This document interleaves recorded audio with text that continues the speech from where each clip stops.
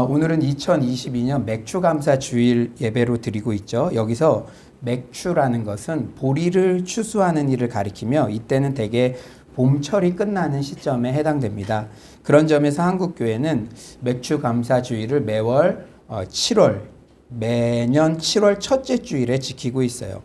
맥추감사 주일은 밀이나 보리 추수가 이뤄진 직후 행해지던 히브리인들의 전통적인 절기인 맥추절과 연관이 있습니다. 맥추절은 또 77절, 오순절이라고도 불리죠.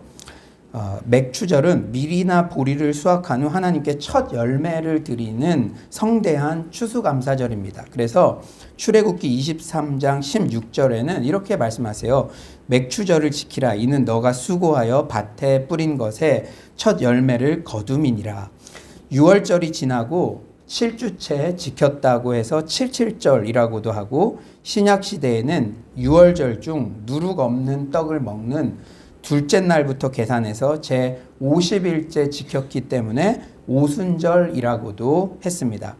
이날은 히브리인의 3대 절기, 6월절, 맥추절, 초막절 중 하나죠. 그러니까 이 유대인들에겐 너무나 중요한 절기죠.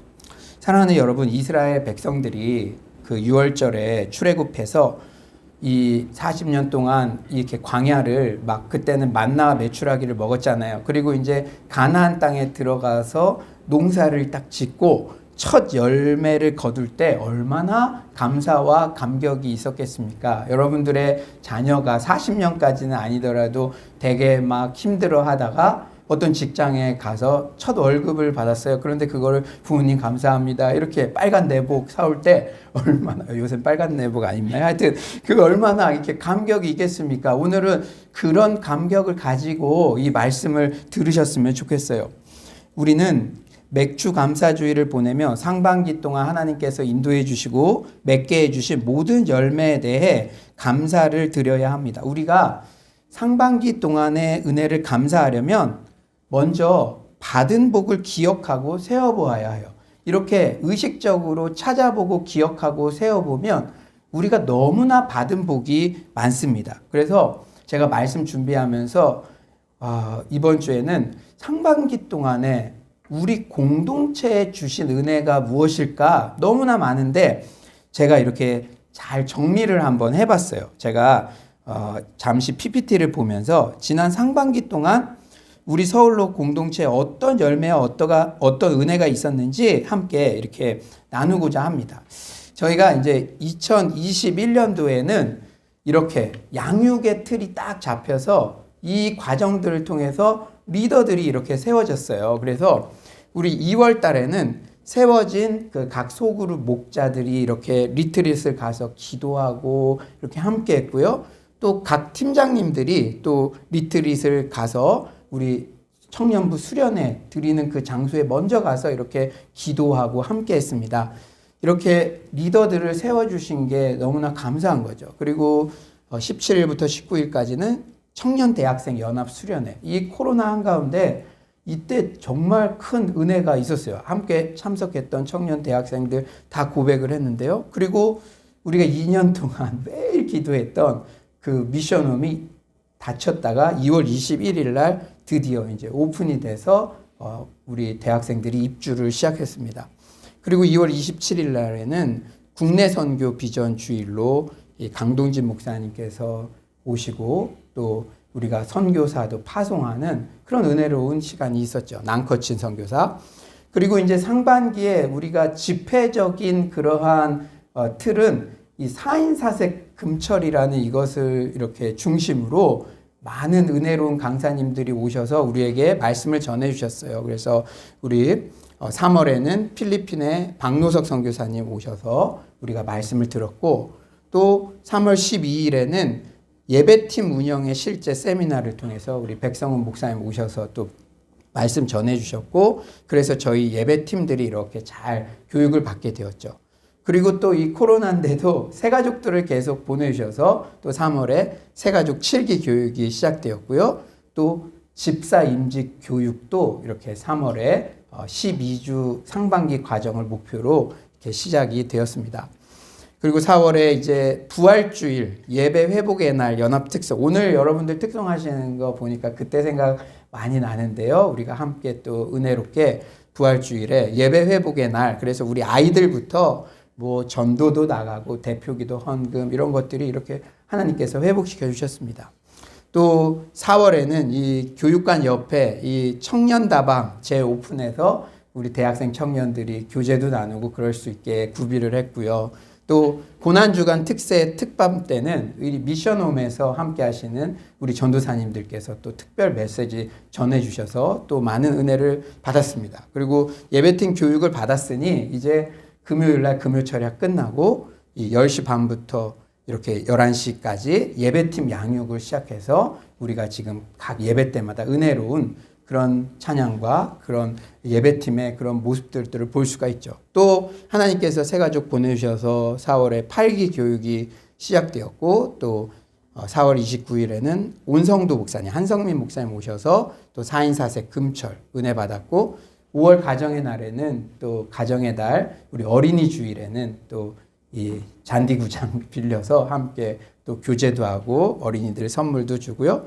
또 이렇게 하나님께서 은혜 주셔서 새가족 8기도 수료를 했고 또 모자실도 이제 다음 세대 아이들도 오고 우리 젊은 부부들, 젊은 어머니들 예배에 집중하실 수 있게 또 모자실도 완비를 해서 이렇게 또 은혜로운 시간들을 드리고 있습니다. 또 5월 마지막 주에는 우리 2단 전문가 조미든 목사님 오셔서 또 4인 4색 금철을 했고요. 또 우리 성도님들 중에 이렇게 넘치는 후원을 해주셔서 또 매달 마지막 주에는 우리 찬양팀들 이렇게 아우팅하면서 이날은 애슐리 갔었어요. 그래서 참 이렇게 엘리베이터에 지금 몇 명이 탄 겁니까? 그래서 제가 여기가 중국이냐? 그랬더니 하여튼 이렇게 부흥회 때 버금가는 은혜로운 그런 표정들이 있었습니다. 그리고 이제 집사 임직 교육이 이제 또 수료를 했고요. 하여튼 찾아가는 서비스로 사정이 있으면 또 보강도 하고 뭐 이렇게 해서 은혜롭게 이렇게 또 12주 과정을 마쳤습니다. 또 이제 또 하나님이 새가족 또 보내주셔서 9기 새가족 교육을 6월에 이렇게 시작하게 되었고 또 이제 금철 찬양팀이 예배팀이 이렇게 양육을 받고 있는데 또 본인들 스스로 네이밍을 이렇게 지어가지고 지금 로그인 워십이라고 이렇게 발족이 돼서 지금 단복도 맞추고 있고요. 그래서 우리 성도님들 중에 또 뭐 이어 마이크도 제가 후원하고 싶어요. 그런 분들이 있는데 일단은 이렇게 단복이나 이런 거 이렇게 구비하는데 또 재정도 사용하고 준비하고 또 벌써 이렇게 준비가 되니까 7월에 외부 사역을 좀 와주십사 어떤 교회에서 요청하기도 하고 하나님께서 또 그런 은혜를 주셨습니다. 그리고 이 친구들을 또 이렇게 3,000명의 탈북자 앞에서 또 찬양으로 섬길 수 있는 그런 기회도 허락해 주셨고요. 또 우리 6월 17일에는 지성호 의원이 오셔서 통일선교 특별 메시지 전해주셔서 또 그곳에 가서 또 현충일 날도 의미 있는 그런 일들도 할 수 있었습니다. 또 6월 마지막 주에는 우리 김혜랑 성도님 오셔서 긍휼에 대한 귀한 말씀 들었고요. 또 감사한 게 이제 저희는 학교를 쉐어하는데 장소를 쉐어하는데 또 공간들도 이렇게 조금씩 열려서 지금 예배 후에 식사 및 소그룹 모임을 할 수 있게 대학부도 또 분가해서 이렇게 또 은혜를 나누고 있고 각 우리 사랑방마다 이렇게 기쁜 그 가족 같은 소그룹의 은혜를 누리고 있습니다. 제가 또 감사했던 거는 이제 컴패션 온라인 그로잉 EOE를 토요일마다 해서 우리 교회 아닌 다른 교회 우리 농어촌 교회의 어린이들 이 코로나 시기에 교회 교육에서 이렇게 좀 소외된 친구들 이렇게 다 초청해서 토요일 날 온라인 교육을 했고 이제는 각 교회마다 이제 교육이 정상화돼서 이제 파송을 해줬습니다. 이제 각 교회 가서 열심히 배워라. 또 이런 의미 있는 사역들을 했습니다.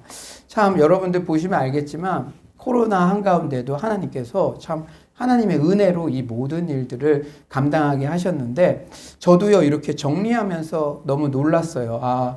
이게 웬 은혜인가 생각했는데 제가 생각나는 몇 가지 일들이 있었습니다. 이제 가장 중요한 거는 매년 이제 3주 동안 강단 기도를 하는데요. 그때 이제 사역에 많은 지혜도 부어주시고 아이디어도 부어주시고 저에게도 또 저도 사람이니까 낙담할 때 있을 수 있지만 그때 용기를 주시고 그 힘으로 상반기를 달려갔던 것 같아요. 뭐 그때 가끔 저의 아들이 와서 이렇게 기도할 때 도와주기도 하고 그렇게 했었는데 여러분들도 함께 기도해 주셔서 그 기도의 힘으로 이 상반기 이렇게 은혜로운 열매들이 있었던 것 같고 또 저희가 또 한 가지의 큰 은혜는 작년 연말에 우리도 어렵지만 또 어려운 분들 돕자고 목적 헌금을 드렸는데 그 드린 예물을 통해서 또 이렇게 귀한 강사분들도 모실 수 있었고 또 그분들에게도 사랑이 흘러가게 그렇게 가능했습니다.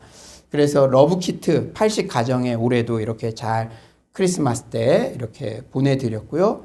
또 참 이게 놀라운 것 같아요. 이게 뭐 우리 계산으로는 할 수 없는 일인데 벌써 해외 선교를 지금 두 분의 선교사를 파송했고요.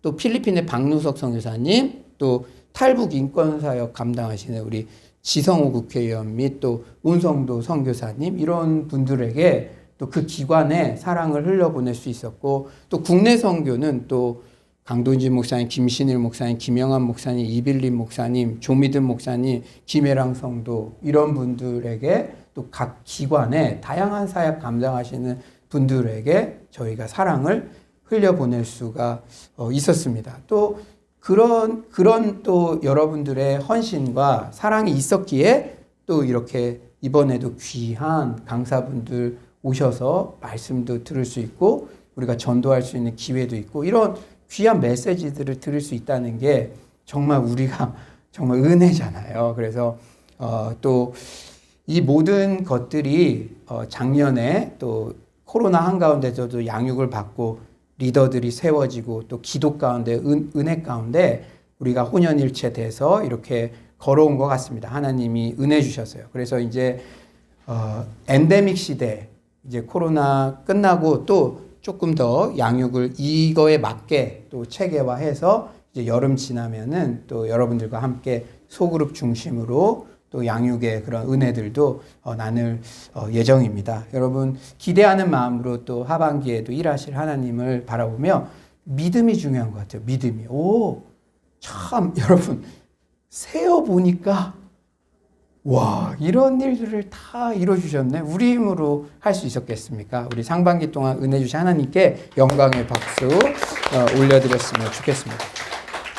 예, 이렇게 감사한 오늘 맥주 감사주일 하반기에도 하나님을 경외하는 우리들에게 계속 부어주실 축복들을 잠언 본문 말씀을 통해서 나누고자 합니다. 여러분 오늘 수지 맞으셨어요. 오늘 상반기에 이 세 가지 축복을 나에게, 우리 가정에, 우리 자녀에게 부어주실 것이다. 딱 믿음으로 이 세 가지를 붙잡고 돌아가시기를 소망합니다. 오늘 본문 잠언의 저자는 솔로몬이죠. 솔로몬은 1000번째 이후에 하나님으로부터 최고의 지혜를 받았고 수많은 사람들로부터 그 지혜를 칭송받았습니다. 열왕기상 4장 29에서 30절은 이렇게 말씀하세요. 하나님이 솔로몬에게 지혜와 총명을 심히 많이 주시고 또 넓은 마음을 주시되 바닷가에 모래같이 하시니 솔로몬의 지혜가 동쪽 모든 사람의 지혜와 애굽의 모든 지혜보다 뛰어난지라. 여러분 오늘 성경책 가져오셨어요. 성경책 보시면은 오늘 본문 잠언 3장의 제목으로 젊은이들에게 주는 교훈이라고 되어 있습니다. 그러면 나는 이거 젊은이 아닌데요? 뭐 이러면서 이건 나에게는 해당되는 거 아닌가? 이렇게 생각할 수도 있는데 우리는 모두 나이에 상관없이 하나님의 자녀이기 때문에 최고의 지혜자 솔로몬의 권고를 귀담아 들을 필요가 있습니다. 오늘 말씀은 저자가 의도적으로 2절씩을 이렇게 한 쌍으로 묶어 놓았는데요. 한 쌍마다 공통적으로 무엇을 하면 어떻게 해주겠다라는 식의 조건이 붙어 있어요. 자녀의 종교적, 윤리적 의무가 홀수 구절들에서 진술되고요. 하나님의 복된 약속이 짝수 구절들에서 진술됩니다. 그러니까 자녀의 의무는 1절에 부모에 대한 의무에서 3, 4절에 타인에 대한 의무로 그리고 오늘 본문에서는 여호와 하나님께 대한 의무로 발전이 돼요. 그렇다면 우리가 하나님께 대한 의무, 즉 여호와를 경외하는 삶을 살 때 우리에게는 어떤 복이 임할까요? 우리 하반기에도 하나님께서 축복을 주실 텐데 우리가 하나님을 경외하며 살 때 어떤 복을 주시는지 우리가 살펴보기를 소망합니다. 첫 번째로는 범사에 우리의 길을 지도해 주십니다. 아멘이십니까? 네, 우리 한번 다 같이 읽어봅시다. 시작. 범사에 내 길을 지도해 주신다. 아멘. 우리 5에서 6절도 믿음을 가지고 한번 다 같이 한번 큰 목소리 읽어봅시다. 시작. 너는 마음을 다하여 여호와를 신뢰하고 내 명철을 의지하지 말라. 너는 범사의 그를 인정하라. 그리하면 내 길을 지도하시리라. 네, 그런데 지금 선결 조건이 있죠.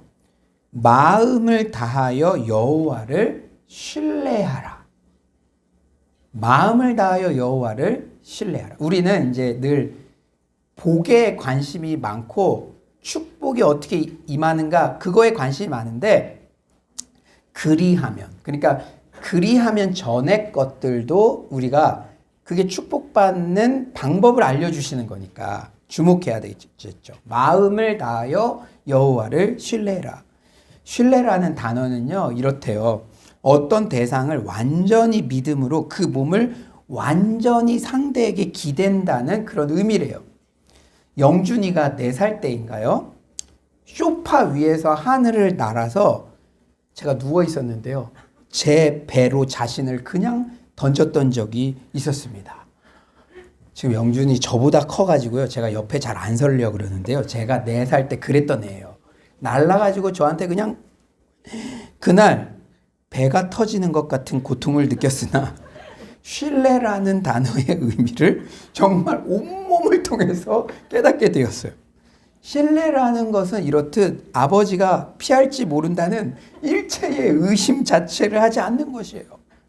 우리가 여호와를 마음을 다하여 신뢰한다는 것은 일체의 의심을 하지 않는 거예요. 나를 맡기면 언제나 안전하게 나를 받아주실 것이라는 믿음, 그게 신뢰입니다. 그런데요, 오늘 본문에서는 신뢰라는 단어 자체로도 의미 전달이 충분한데 마음을 다하여 라는 수식어를 통해 강조하고 있어요. 그만큼 우리가 상투적으로 하나님을 신뢰한다 말하지만 그 정도 수준으로는 안 될 수도 있다. 착각할 수 있다라는 의미예요. 신뢰라는 단어 자체도 그냥 몸을 던져버리는 거, 일체 의심도 그렇게 강력한 의미가 있는데도 오늘 본문에 강조해서 마음을 다하여 신뢰하라. 그러니까 우리는 신뢰한다고 하지만 신뢰하지 않을 수도 있다는 것을 강조하고 있는 것이죠. 우리가 평안할 때 평소에는 내가 하나님을 신뢰하고 있다고 곧잘 고백해요. 하지만 우리가 직장이나 가정에 무슨 큰 일이 터지고 나면 그때 비로소 내가 하나님보다 다른 것을 더 의지했구나 깨닫곤 합니다.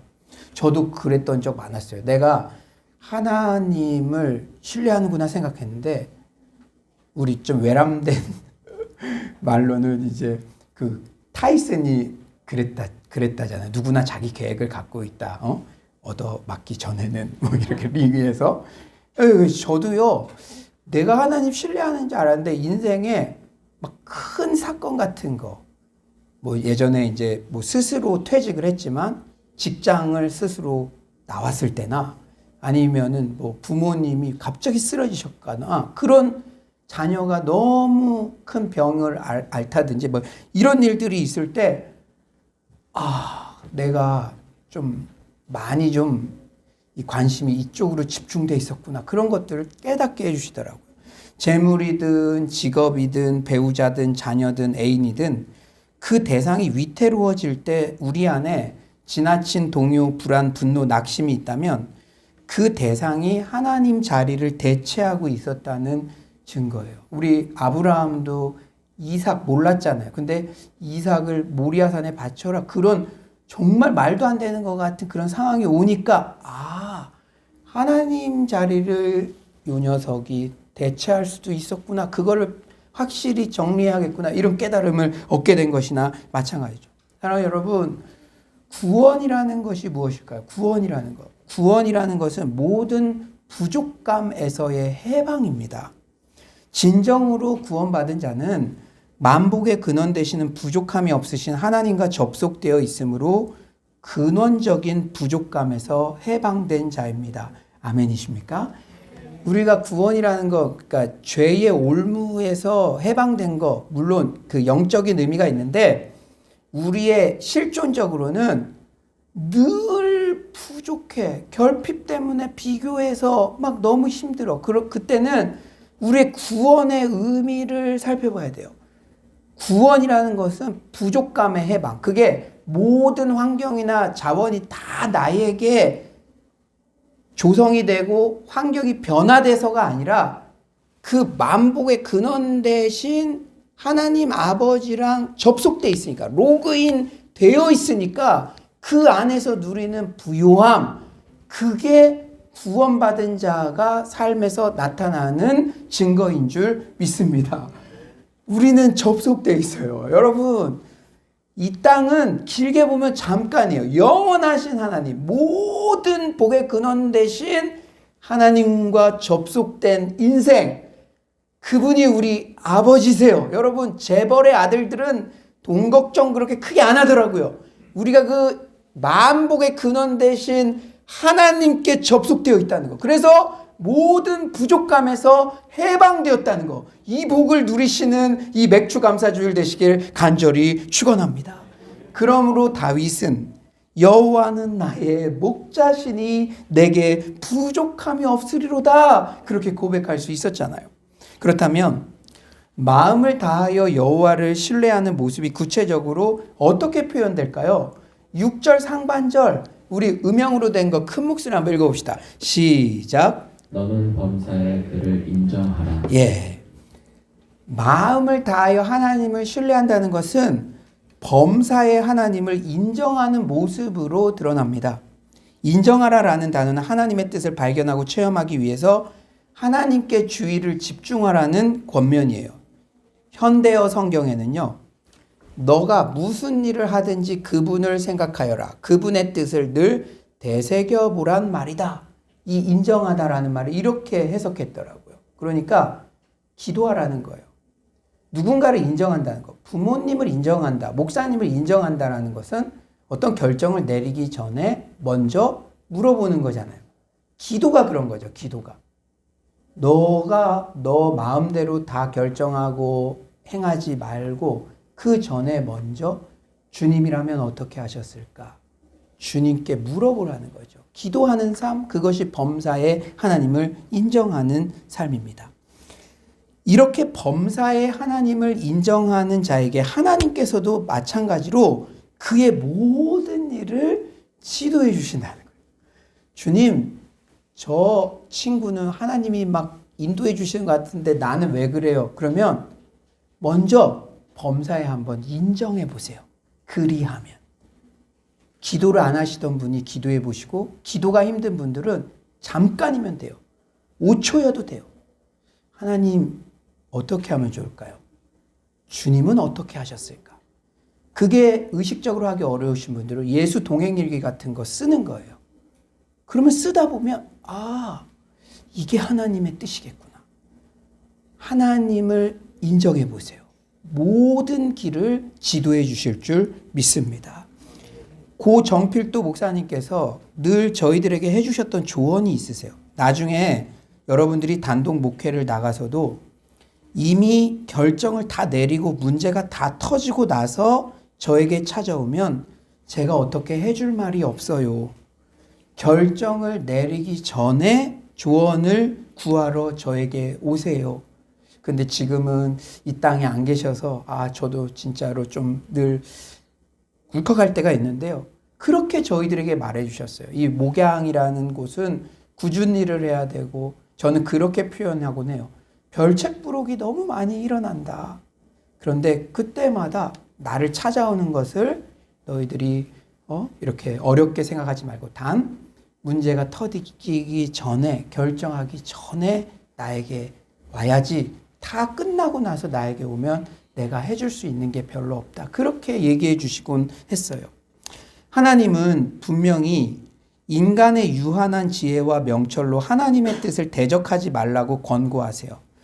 여호와는 충분히 신뢰할 만하여 기대할 수 있는 존재인 반면 인간의 명철은 기대어 머물러 있을 대상이 되지 못합니다. 사랑하는 여러분, 전지전능하신 여호와 하나님께서 범사에 나의 길을 지도해 주신다는 사실이 얼마나 감사합니까? 여러분, 코로나 때도 이거 어찌할지 모를 때 누군가가 이렇게 가 얘기해 주면 얼마나 고마워요. 가끔 TV 프로그램에 역술인이 등장해요. 누구보다 인기 많고 똑똑한 연예인들이 자신의 미래에 대해서, 결혼에 대해서 무릎을 꿇고 고개를 조아리고 경청하는 모습에 저는 참 안타까웠습니다. 그리고 이런 거를 공중파 방송에 막 내보내는 것도 전 너무 좀 마음이 아파요.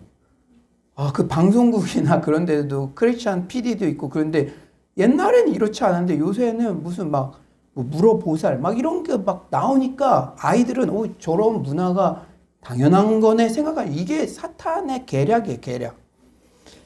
그런데요, 제가 이런 안타까운 마음으로 딱 보면 그 역술인들이 공통점이 있더라고요. 역술인들이요. 나이가 어린데도 뭔가 권위적인 모습으로 딱 결론을 내주더라고요. 결론을. 너 결혼 올해 안에 해야 돼. 내년 되면 헤어질 수도 있어. 딱 결론을 내주더라고요. 그런데요, 제가 볼 때는 되게 당연한 얘기하는 게 되게 많아요. 난 그러면 안 되겠지만 나도 할 수 있겠다 그런 생각 들 때가 많아요. 잘 보세요. 되게 당연한 얘기를 해주는데도 딱 결론을 내려줘요. 지금 건강하게 이렇게 뭐 식단이나 이런 거 잘 주무 있게 생활 안 하면은 나중에 건강 잃을 수 있습니다. 내년에 잃을 수 있습니다. 누가 못 말해요? 누가 못 말해? 맨날 잠자고 열심히 운동 안 하고 음식도 가려 먹지 않으면 건강도 없으시고 그러면 사람이 매력도 떨어지니까 어떤 애인이 좋아하겠습니까? 근데 그런 말을 막 하는데도 뭐 대단한 말 하는 것처럼 권위적인 딱 모습으로 일부러 막 선글라스 같은 거 딱 써서 눈도 안 보이게 하고 제가 볼 땐 되게 좀 건방져 보이기도 하는데 딱딱 얘기를 하더라고요. 이 사람들이 참 기가 막히더라고요. 그런데 저는 그 모습을 보며 제가 참 긍휼의 마음이 들었습니다. 아무리 탑스타든 권력자든 지위고하를 막론하고 모든 사람들이 미래에 대해 불안해하고 누군가 확신 있게 가이드해 주는 것을 거짓말이라도 의지하고 싶어 한다는 생각이 들었어요. 막 목돈을 주면서라도 거짓말이라도 누군가 나한테 딱 이렇게 저렇게 얘기해 주면 그거 의지하고 싶어 하는 마음들이 우리 백성들에게 있구나. 하지만 우리 모든 크리스천들은 범사의 하나님을 인정하며 하나님께서 우리의 모든 길을 지도해 주신다는 축복의 약속을 받은 존재들입니다. 아멘이십니까? 이게 엄청난 큰 축복이라는 걸 여러분 잊지 마세요. 범사는 단지 종교적 영역에 한정되는 게 아니에요. 또한 현재의 삶뿐 아니라 미래에 대한 계획과 꿈, 비전 등의 영역도 포함되어 있습니다. 특히 오늘 본문이 솔로몬이 사랑하는 아들에게 그리고 젊은이들에게 주는 교훈이라는 점을 착안할 때 우리 사랑하는 자녀들, 다음 세대 청년 대학생들, 여러분들의 미래와 결혼과 진로에 대해 범사에 하나님께서 좌우로 치우치지 않고 세심하게 바른 길로 지도해 주신다는 이 축복을 마음껏 누리시기를 간절히 축원합니다. 말씀은요, 레마의 말씀으로 본인이 받는 거예요. 하반기 때 하나님께서 범사에 내 길을 지도해 주신다. 하나님이 축복의 말씀을 약속해 주셨으므로 이 말씀은 우리의 인생 가운데 그대로 이루어질 줄 믿습니다. 두 번째로 어떤 축복이 있느냐? 영육 간의 건강함을 얻게 된다는 거예요. 영육 간의 건강함. 여러분들이 하반기 때 영육 간의 건강함을 얻게 된다는 거예요. 우리 7에서 8절 믿음을 가지고 다 같이 한번 읽어봅시다. 7에서 8절입니다. 시작. 스스로 지혜롭게 여기지 말지어다. 여호와를 경외하며 악을 떠날지어다. 이것이 내 몸에 양액이 되어 내 골수를 윤택하게 하리라. 여러분, 이 말씀에도 선결 조건이 있죠. 우리가 지금 얼마나 건강을 갈구합니까? 근데 선결 조건이 있어요. 스스로 지혜롭게 여기지 말라. 과장된 자기 평가를 버리라는 그런 권고예요. 교만은 미련함보다도 더 심각한 상태입니다. 로마서 12장 16절은 말씀하세요. 서로 마음을 같이하며 높은 데 마음을 두지 말고 도리어 낮은 데 처하며 스스로 지혜 있는 채 하지 말라. 여러분, 자, 이 말씀이 제가 준비하면서 개인적으로는 가장 많은 깨달음을 얻게 해주셨어요. 스스로 지혜 있다고 착각하는 자의 특징이 있는데요. 그건 주변의 조언을 잘 듣지 않는데요. 저는 최근 가장 도전이 되었던 메시지 중 하나가 목회자의 목회자라고 불리우는 고든 맥도널드 목사님께서 컴패션 글로벌 목회자 컨퍼런스에서 해주셨던 말씀. 자기가 목사가 되다 보니까 누구도 조언을 해주는 사람이 없었대요. 그런데 그게 얼마나 위험한지를 알고 적극적으로 친구들을 찾았답니다. 그래서 자신에게 어떤 조언, 어떤 쓴소리도 해줄 수 있는 5명의 진실한 친구가 목회자인 자신에게 정말 소중한 보물이다라는 그런 말씀을 전해주더라고요. 진정한 지혜자는요, 어떤 사안을 최대한 다양한 관점에서 보려고 노력합니다. 하나님 말씀의 눈으로, 내 친구의 눈으로, 나와 다른 인종의 눈으로, 나를 비판하는 사람의 눈으로 보게 해요. 지혜자는 주위에 멘토를 많이 두어서 늘 배우려는 자세를 견지하죠. 그럴 때 악에 빠지지 않게 됩니다. 우리가 이렇게 겸손하게 스스로 지혜 있는 척하지 않고 하나님을 경외할 때 어떤 축복이 약속되어 있습니까? 우리 8절 한번 다 같이 읽어볼까요? 8절입니다. 시작. 이것이 내 몸의 양약이 되어 내 골수를 윤택하게 하리라. 여러분, 이 말씀을 이렇게 보니까 완전히 되조되는 연상되는 사건이 있지 않습니까? 다윗이 교만하여 밧세바에게 간음죄를 범했을 때 그는 자신의 상태를 이렇게 토로했어요. 내가 입을 열지 아니할 때, 즉 회개하기 전에는 종일 신음함으로 내 뼈가 쇠하였도다. 주의 손이 주야로 나를 누르시오니 내 진액이 빠져서 여름 가뭄에 마름같이 되었나이다. 여러분, 오늘 본문에 나오는 축복과는 너무 상반돼요. 오늘 본문에는요, 내 몸에 양약이 되어 내 골수를 윤택하게 한다. 근데 다윗은요, 내 뼈가 쇠하였다. 내 진액이 다 빠져버렸다. 우리가 죄악 가운데 있을 때는 뼈가 쇠하고 진액이 마르는 것 같은 고통을 느껴요. 하지만 여호와를 경외하며 악에서 떠난 지혜자는 몸을 형성하고 있는 모든 뼈들이 윤택하게 되는 축복을 누리게 됩니다. 아멘이십니까? 여러분, 건강에 대해 관심 많으시잖아요. 이 하나님의 약속의 말씀, 살아있는 능력의 말씀, 이 말씀을 주의 깊게 묵상하십시오. 그런데 이것은 단순히 영적인 상태만을 의미하는 게 아니에요. 히브리인들은 영과 육을 엄격하게 이원론으로 구분하지 않았습니다. 그런 면에서 몸의 양약이 된다는 표현은 바른 신앙이 영적인 측면만 아니라 육적인 측면에도 복된 영향을 끼쳐 건강이라는 결과를 가져다 준다는 의미예요. 저는 사랑하는 여러분들이 여호와를 경외하며 악에서 떠나 하반기에도 영육 간의 건강을, 그 모든 축복을 누리게 되시기를 간절히 축원합니다. 세 번째는 물질적 번성을 얻게 되는 축복이에요. 하반기 때. 우리 9에서 10절 한번 다 같이 한번 읽어봅시다. 9에서 10절입니다. 시작. 내 재물과 내 소산물의 처음 익은 열매로 여호와를 공경하라. 그리하면 내 창고가 가득히 차고 내 포도즙 틀에 새 포도즙이 넘치리라. 하나님의 모든 명령은요, 결국 피조물인 우리에게 축복을 주시기 위함이에요. 오늘 본문 말씀을 통해 맥추절의 첫 예물을 하나님께 드리라, 이 명령 왜 해주셨을까요? 오늘 말씀을 보니까 그 명령 또한 궁극적으로 우리의 축복을 위함이라는 사실을 깨닫게 되잖아요. 처음 익은 열매를 하나님께 드리는 행위는 두 가지의 의미가 있어요. 첫째는 우리가 11조를 드리듯 첫 예물을 드림으로써 모든 소출과 열매가 하나님의 것입니다. 하나님의 은혜입니다. 이 대표성의 원리. 우리는 청지기일 뿐입니다. 라는 믿음의 고백을 드리는 거예요. 그 다음에 두 번째는 처음 익은 열매. 여러분, 농부들이 귀농하고 나서도 첫 열매를 얼마나 기대합니까? 처음 익은 열매, 가장 기대했고 가장 소중한 것을 하나님께 우선순위로 드린다는 의미예요. 여러분, 성경에는요, 우리가 축복받는 비결을 다 얘기해 주셨어요.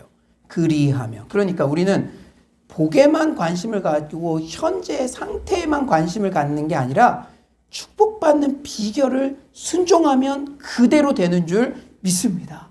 우리 주변에도 닮고 싶은 사람, 와, 저 사람은 축복 정말 많이 받았네? 그런데요, 그 원리대로 살고 있는 거예요.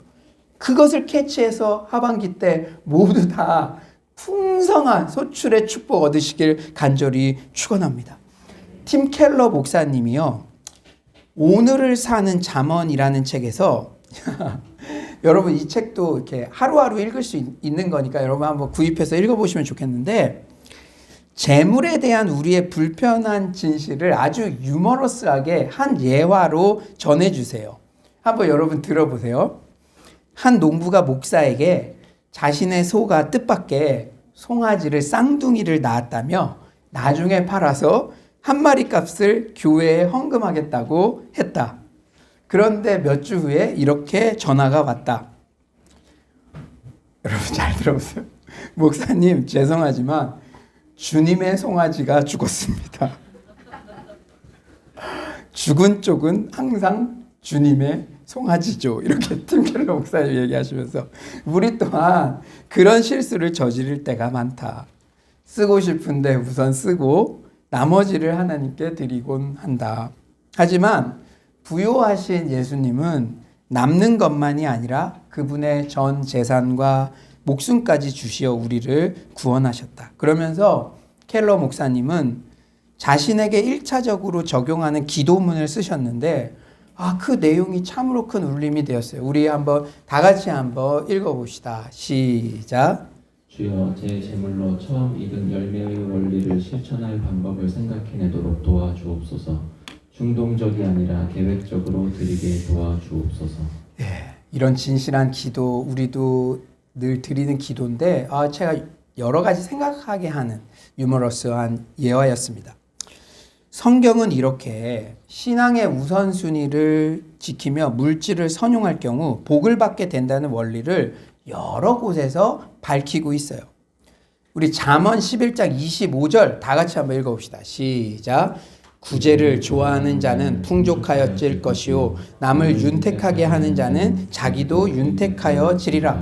말라기 3장 10절도 시작. 만군의 여호와가 이르노라 너희의 온전한 11조를 창고에 들여 나의 집에 양식이 있게 하고 그것으로 나를 시험하여 내가 하늘 문을 열고 너희에게 복을 쌓을 곳이 없도록 붙지 아니하나 보라. 고린도후서 9장 7에서 8절은 또 이렇게 말씀하세요. 각각 그 마음에 정한 대로 할 것이요 인색함으로나 억지로 하지 말지니 하나님은 즐겨내는 자를 사랑하시느니라. 하나님이 능히 모든 은혜를 너에게 넘치게 하시나니 이는 너희로 모든 일에 항상 모든 것이 넉넉하여 모든 착한 일을 넘치게 하게 하려 하심이라. 오늘 본문 10절도요.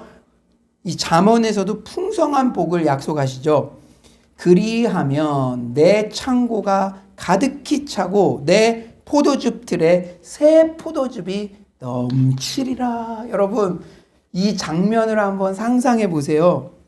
창고가 가득 채워지고 즙틀에 포도즙이 넘친다는 표현은 풍요로운 수확을 연상해요. 본문의 표현은 물질적인 축복뿐 아니라 그로 인한 정신적인 여유와 회복, 더 나아가 한 공동체 내에 충만한 교제의 회복까지도 연상시킵니다. 특히 가득히 차고라는 단어는 신적 수동태 표현이에요.